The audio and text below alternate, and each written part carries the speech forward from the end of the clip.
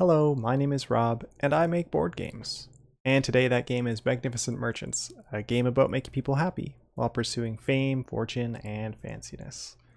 In this series, I highlight elements of the development journey, anything from game mechanics and design, theme, story, artwork, and more.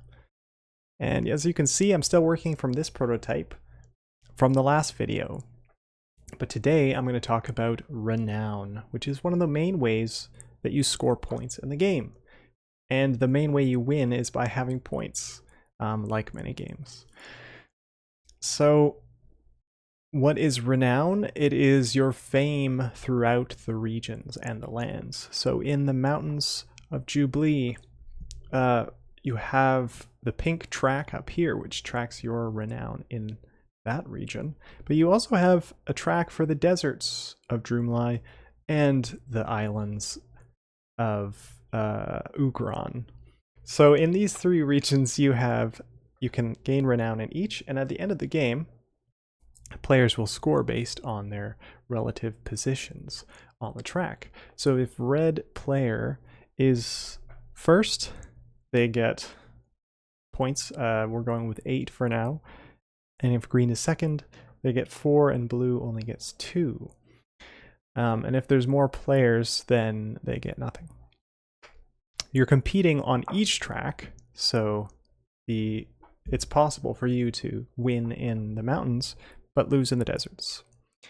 There's many other ways to gain points, but this is an important one because the Magnificent Merchants are all about renown. So how do they gain renown? One I've already alluded to in the last video about travel. By traveling, and these are very fancy folk, as soon as they walk into town, they gain renown. Well, they gain influence. It takes a little bit more than that. So if this player heads on over to the mountains, places one of their cubes, and fills up a slot. Now, if they were to travel to a city that has a player physically there, they don't gain any influence there. It's only by going to the town on their own that they would place influence. It's okay if someone already has some influence there and they've moved elsewhere for now, then you can go there and place your red cube right there. And then you could travel back to this mountain, place another cube. Blue might come back here later when red's not there, place a blue cube, and now this region is full of these cubes. Whoever has the majority of cubes is going to gain renown. So it looks like red has 3 and blue has 2. So red would move up the pink track, because that's this region, and remove their cubes. Blue doesn't lose any influence, they're still there. But before long, these could fill up again, so it would be smart for blue to get in there as soon as they can to make use of their influence. Of course, if somebody already has majority, you may choose to not travel to these towns, but there might be some stuff that you're interested in this region or these decks. So before long, it will fill up and renown will be had. So that's the first way, and arguably the main way, or I guess the easiest way, the most direct, because throughout the game you're gaining it based on where you travel. But there's other ways. The other primary way is through selling goods to buyers. Now you can sell goods in a generic way just to make money, and that's what merchants do, but one thing that's always been in this game is trying to make people happy. And that's what the merchants are trying to do. They're trying to gain fame and fortune and fanciness, but they're also all about making people happy by finding them the right item for them. So, for example, if I travel to this town, I can see there is a card called Saffron Spice. Cost me 3 yellow coins to buy, but is desired by the chef.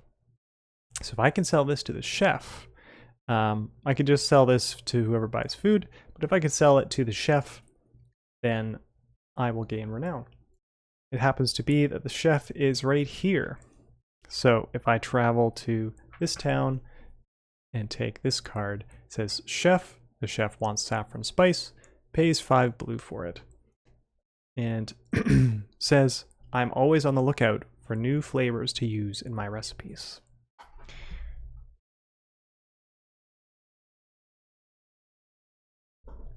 Sorry about that. So if I take this, travel to the chef and sell it to them, I move up the renown track in the region I sold it. So I made the chef happy.